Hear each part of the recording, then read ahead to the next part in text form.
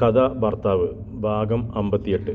Bus നിർത്തിയിട്ട് 2 minute ആയെന്ന് കണ്ടതോടെ ബസ്സിൻ്റെ സൈഡ് സീറ്റിലിരുന്നവർ വിൻഡോ ഷെയ്ഡ് മാറ്റി പുറത്തേക്ക് നോക്കി.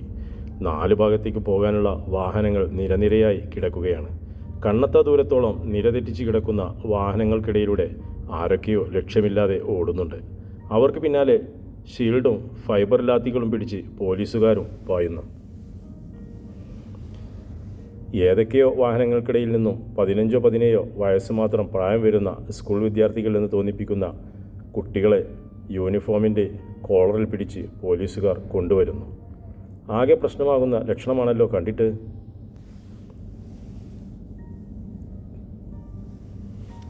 അതുവരെ പുറത്തേക്ക് നോക്കിയിരുന്ന അരവിന്ദാക്ഷൻ തൻ്റെ സീറ്റിൽ നിന്ന് എണീറ്റ് പുറകിലേക്ക് നോക്കി നിന്നുകൊണ്ട് പറഞ്ഞു, ടൗൺ ആകെ ട്രാഫിക് ബ്ലോക്കിൽ പെട്ട് കിടക്കുക. ചെറുക്കനും കൂട്ടരും നേരത്തെ പോയത് കാര്യമായി. മുഹൂർത്തത്തിന് പോയിട്ട് സദ്യ തീർന്നാൽ പോലും ഇന്ന് നമുക്ക് ഓഡിറ്റോറിയത്തിൽ ചെന്നെത്താൻ പറ്റുമെന്ന് തോന്നുന്നില്ല. എന്താ അരവിന്ദാശ പ്രശ്നം? സരോജിനി അമ്മയുടെ തൊട്ടടുത്ത സീറ്റിലിരുന്ന ലതിക ചോദിച്ചു. ഞാനൊന്ന് ഇറങ്ങി നോക്കിയിട്ട് വരട്ടെ. സമരം ചെയ്യുന്ന സ്കൂൾ പിള്ളേരും പോലീസും തമ്മിലാണെന്ന് തോന്നുന്നു. അരവിന്ദാക്ഷൻ ബസ്സിൽ നിന്നും പുറത്തേക്ക് ഇറങ്ങാൻ നേരം ഡ്രൈവർ അയാളെ തടഞ്ഞു.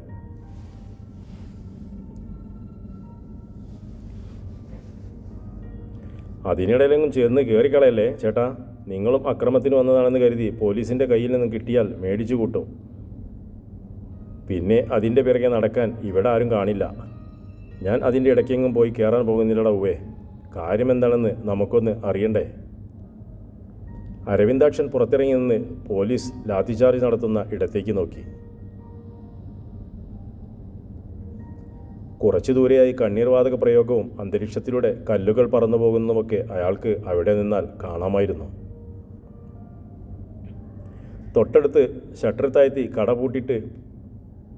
പൂട്ടിക്കൊണ്ടിരിക്കുന്ന ചെറുപ്പക്കാരനോട് അയാൾ കാര്യം തിരക്കി. സ്കൂളിൽ പഠിക്കുന്ന പിള്ളേരല്ലേ, അവർക്ക് അടിയുണ്ടാക്കാൻ കാര്യം വല്ലതും വേണോ? അങ്ങോട്ടും ഇങ്ങോട്ടും നുള്ളിപ്പിച്ച് കണ്ണുരുട്ടി കാണിച്ചു എന്നൊക്കെ പറഞ്ഞു തുടങ്ങിയതാ. ഇതിപ്പോൾ പോലീസ് ഇടപെടേണ്ടി വന്നു. എത്ര എണ്ണത്തിന് പരിക്ക് പറ്റിയിട്ടുണ്ടെന്ന് ആര് കണ്ട്? ചുരുക്കി പറഞ്ഞാൽ വിദ്യാർത്ഥി സമരം വന്നാലും പാർട്ടിക്കാരുടെ മാർച്ച് നടന്നാലും ബുദ്ധിമുട്ട് മുഴുവൻ എന്നെപ്പോലുള്ള വ്യാപാരികൾക്കാ. നല്ലോണം കച്ചവടം നടക്കേണ്ട സമയമാ. ഇന്നത്തെ കാര്യം കഴിഞ്ഞെന്ന് കൂട്ടിയാൽ മതി.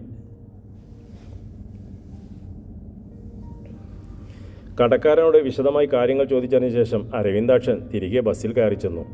അയാൾ താനറിഞ്ഞ കാര്യം ലതികയോടും മറ്റുള്ളവരോടുമായി വിശദീകരിച്ചു. ഏത് സ്കൂളിലെ പിള്ളേരാണെന്ന് അറിയാവോ അരവിന്ദാക്ഷ? സരോജിനി അമ്മ തിരക്കി. അയാൾ സ്കൂളിൻ്റെ പേര് പറഞ്ഞതോടെ സരോജിനി അമ്മ ഇരുന്നിടത്തു നിന്നും ചാടി എണീറ്റു. ലതികേ, എൻ്റെ കൊച്ചു പഠിക്കുന്ന സ്കൂളാ അത്. സ്കൂൾ വിട്ടിട്ടുണ്ടെങ്കിൽ അവളിപ്പോൾ വീട്ടിൽ വരും. അതിന് ചേച്ചി എന്തിനാ പേടിക്കുന്നത്? സുനിതയ്ക്ക് ട്യൂഷൻ ഉള്ളതല്ലേ. അവളും കൂട്ടുകാരികളും ട്യൂഷൻ കഴിഞ്ഞല്ലേ വീട്ടിൽ വരൂ. അല്ല ലതികെ, ട്യൂഷൻ വൈകിട്ടേ കാണൂ. ഇങ്ങനെ സ്കൂളിൽ സമരമുള്ള ദിവസം മറ്റ് സ്കൂളിലെ കുട്ടികൾ കൂടി വരാതെ അവർ ക്ലാസ് എടുക്കില്ല. അവൾ വീട്ടിൽ വരുമ്പോൾ ഞാൻ അവിടെ ഇല്ലെങ്കിൽ പറ്റില്ല. ചാവി എൻ്റെ കയ്യിലാണ്. വീട്ടിലേക്ക് തനിക്ക് തിരികെ പോകാൻ വേണ്ടിയാണ് സരോജിനി അമ്മ അങ്ങനൊരു കള്ളം പറഞ്ഞത്. ചാവി വീടിന് പിന്നിൽ സ്ഥിരം വയ്ക്കുന്ന ഇടത്താണ് വെച്ചിട്ടുള്ളതെന്ന് പറഞ്ഞാൽ സുനിത വാതിൽ തുറന്ന് വീടിനുള്ളിൽ കയറി ഇരുന്നോളും എന്ന് ലതിക പറയും. ചേച്ചി ഇപ്പോൾ എന്ത് ചെയ്യാൻ പോവാ? കല്യാണത്തിന് വരാതെ തിരിച്ച് വീട്ടിലേക്ക് പോകാൻ പോവുകയാണോ? ഈ ലഹളയ്ക്കിടെ ചേച്ചി എങ്ങനെ പുറത്തു കടക്കും?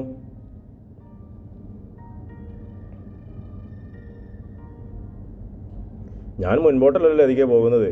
നമ്മൾ വന്ന വഴിയെ തിരിച്ചു പോവുകയല്ലേ. കുറച്ചപ്പുറത്തേക്ക് ചെന്നാൽ ഓട്ടോ കിട്ടും. ഞാനതിൽ കയറി വീട്ടിലേക്ക് പൊക്കോളാം. എന്നാലും ചേച്ചി ഇവിടെ വരെ വന്നിട്ട് കല്യാണം കൂടാതെ തിരിച്ചു പോവുകയെന്ന് വെച്ചാൽ? ചേച്ചി ഒരു കാര്യം ചെയ്യേ. സുനിത ഒറ്റയ്ക്ക് വീട്ടിലിരിക്കുന്നതിൻ്റെ വിഷമമല്ലേ ചേച്ചിക്ക്? സുനിതയുടെ കയ്യിൽ ഫോൺ കാണുമല്ലോ. ചേച്ചി വിളിച്ചു പറ അവളോട് ചേച്ചി വരുന്നത് വരെ അയൽപക്കത്തെ വിജയമ്മ ചേച്ചിയുടെ വീട്ടിൽ ചെന്നിരിക്കാൻ. എൻ്റെ ഫോൺ ഞാൻ കൊണ്ടുവന്നില്ല ലതികേ, അത് വീട്ടിലിരിക്കുക. സാരമില്ല, എൻ്റെ കയ്യിൽ ഫോണുണ്ട്. ചേച്ചി നമ്പർ പറയേ. ലതിക തൻ്റെ പേഴ്സിൽ നിന്ന് ഫോൺ എടുത്തു. എനിക്ക് അവളുടെ നമ്പർ കാണാതെ അറിയില്ല ലതികെ. അവളുടെ മാത്രമല്ല, ആരുടെ? എല്ലാം പിള്ളേർ ഫോണിൽ അടിച്ചു വെച്ചിട്ടിരിക്കുമല്ലേ. എന്നാലും ഇവിടെ വരെ വന്നിട്ട് ലതികയ്ക്ക് നിരാശയായി.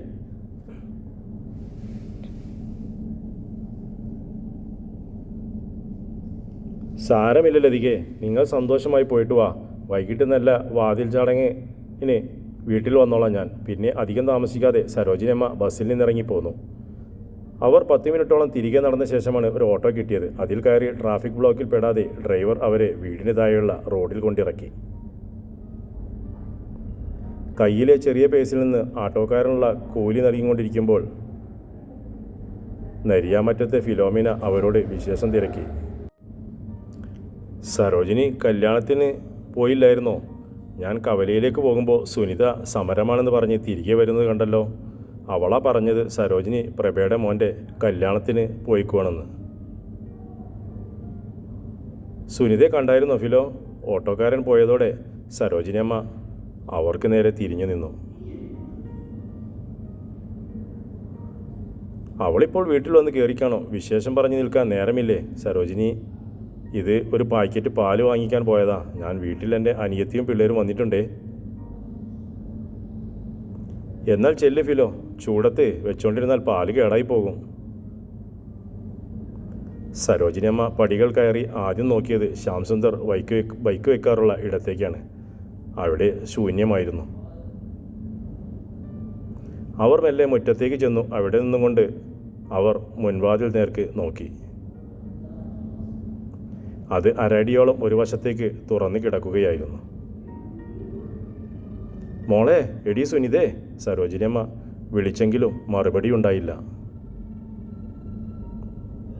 എടി മോളെ, ഇത്തിരി വെള്ളം കലക്കി എടുക്കടി. അമ്മയ്ക്ക് ദാഹിച്ചിട്ട് വയ്യ. ഞാനൊന്ന് കയ്യും കാലും കഴുകിയിട്ട് വരട്ടെ. അവർ അത്രയും പറഞ്ഞിട്ടും അകത്തുനിന്നും പ്രതികരണമുണ്ടായില്ല. ഈ പെണ്ണ് വന്നിട്ട് അവളിത് എവിടെ പോയി കിടക്കുവാണോ? വന്നയുടൻ കയറിക്കിടന്ന് ഉറങ്ങിയോ അവള്? ആത്മഗതം പോലെ അത്രയും പറഞ്ഞിട്ട് സരോജിനിയമ്മ അടുക്കള ഭാഗത്തേക്ക് പൈപ്പിൻ ചുവട്ടിലേക്ക് കൈ കഴുകാനായി പോയി.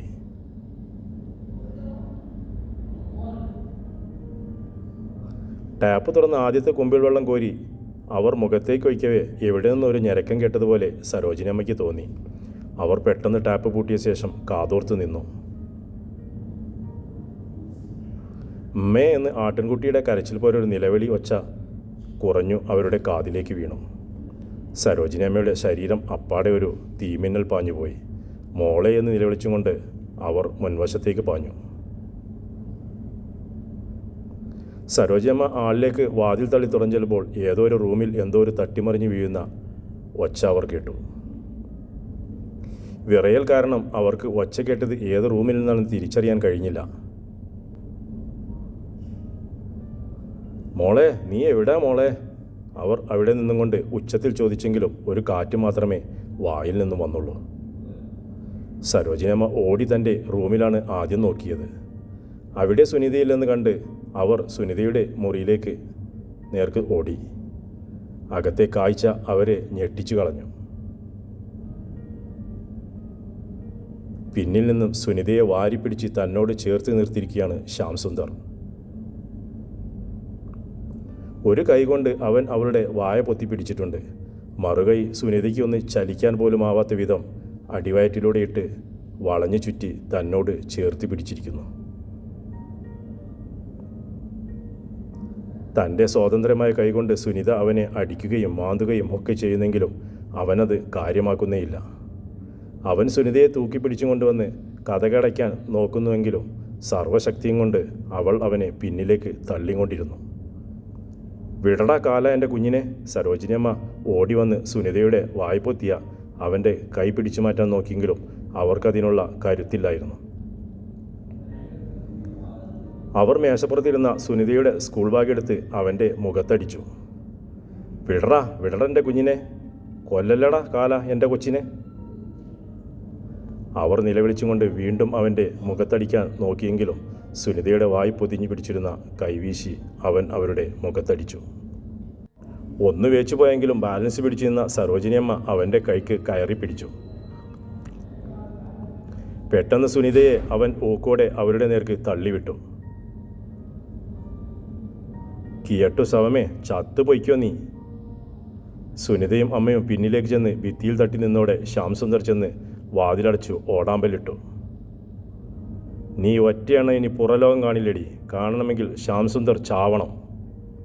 അവൻ്റെ മുഖത്തുണ്ടായ ഭാവം അവരെ ഭയപ്പെടുത്തി കളഞ്ഞു. അമ്മേ, അവൻ അടുത്തേക്ക് വരുന്നത് കണ്ട് സുനിത അമ്മയെ കെട്ടിപ്പിടിച്ചു. അവരുടെ അടുത്ത് വന്ന് നിന്ന് അവൻ സുനിതയ്ക്ക് നേരെ ഇരു കൈകളും നീട്ടി. അമ്മയെ വിട്ടിട്ട് നീ ഇങ്ങോട്ട് വാടി മോളെ. അവൻ ഒരടി കൂടി മുൻപോട്ട് വെച്ചതോടെ സരോജിനി അമ്മ സുനിതയെ പിടിച്ചു തൻ്റെ പിന്നിലേക്ക് മാറ്റി നിർത്തി. രക്ഷയില്ല തള്ളേ. നിങ്ങളെ കൊന്നിട്ടാണെങ്കിലും ഇന്ന് ഇവൾ ശ്യാമിൻ്റെ കയ്യിൽ വീണിരിക്കും. മാറ് മുൻപിൽ നിന്ന്. അവൻ കൈനീട്ടിയ അവരെ തള്ളി മാറ്റാൻ നോക്കിയെങ്കിലും സരോജിനി അമ്മ സുനിതയെയും കൊണ്ട് പിന്നിലേക്ക് മാറി. ഞാൻ ജീവനോടിരുന്നാൽ നീ എൻ്റെ കുഞ്ഞിനെ തൊടില്ലടാ. നീയൊരു മനുഷ്യനാടാ പട്ടി. അവർ ചീറി. മിന്നൽ പോലെ ശ്യാം സുന്ദർ അവരുടെ മുഖത്തടിച്ചു. അടിയേറ്റ് സരോജിനി അമ്മ അലമാരയിൽ അടുക്കി വെച്ചിരുന്ന ഒരു കെട്ട് ന്യൂസ് പേപ്പറുകൾ തലയടിച്ച് നിലത്തേക്ക് വീണു. അവിടെ കിടന്നുകൊണ്ട് അവർ സുനിതയുടെ നിലവിളി കേട്ടു. അവിടെ കിടന്നോളം മൂശട്ടെ പിടിച്ച കിളവി. അവിടുന്ന് ചലിച്ചുപോയാൽ ശ്യാം സുന്ദറിൻ്റെ കൈകൊണ്ട് നീ തീർന്നിരിക്കും. അവൻ്റെ ഭ്രാന്തമായ മുഖം കണ്ടാൽ അത് തന്നെ അവൻ ചെയ്തേക്കുമെന്ന് ഉറപ്പായിരുന്നു. സരോജിനിയമ്മ അവിടെ നിന്നും മെല്ലെ കൈകൾ കുത്തി എണീറ്റു. ശ്യാം സുന്ദർ കാലുയർത്തി അവരുടെ മുതുകിൽ ഒറ്റ ചവിട്ട് കൊടുത്തു. ദൈവമേ എന്ന് നിലവിളിച്ചും കൊണ്ട് അവർ വീണ്ടും വീണു.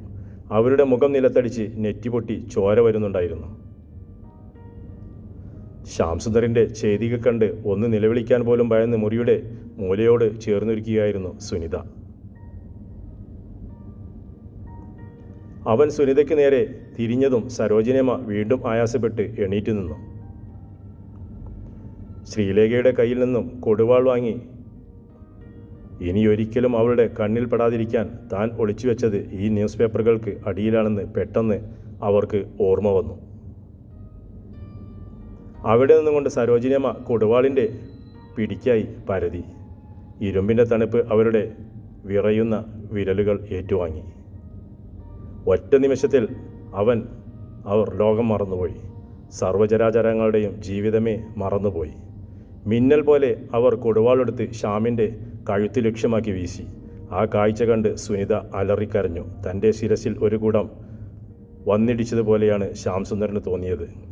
അവൻ കൈനീട്ടി കഴുത്തിൽ തപ്പി നോക്കി. ചോരയും പശപ്പും ചൂരും അവൻ്റെ കയ്യിലൊട്ടി.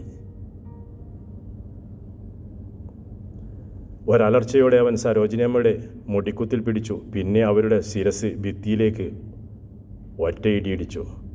കുഴഞ്ഞ കൈകൾ കൊണ്ട് രണ്ടാമതും അടിക്കാനായി അവരുടെ ശിരസ് അവൻ പിന്നിലേക്ക് വലിച്ചതും സരോജിനിയമ്മ കൊടുവാൾ പിന്നിലേക്ക് ആഴത്തിലൊരു തവണ കൂടി വീശി. ഇത്തവണ അവരുടെ മുടിക്കുത്തിൽ പിടിച്ചിരുന്ന അവൻ്റെ പിടിവിട്ടു പോയിരുന്നു. സരോജിനിയമ്മ കൊടുവാൾ വലിച്ചെടുക്കാൻ നോക്കിയെങ്കിലും അവർക്ക് അതിന് കഴിഞ്ഞില്ല. അതവൻ്റെ തലയോട്ടിയിൽ കുരുങ്ങിപ്പോയിരുന്നു. സരോജിനിയമ്മ കൊടുവാളിൽ നിന്നുള്ള പിടിവിട്ടപ്പോൾ അവൻ്റെ ശിരസ് പിളർന്ന രക്തത്തുള്ളികൾ കൊടുവാളിൻ്റെ കൈപ്പിടിയിലൂടെ ഇറ്റി നിലത്തേക്ക് വീണുകൊണ്ടിരുന്നു. തുടരും കഥയുടെ അടുത്ത ഭാഗം.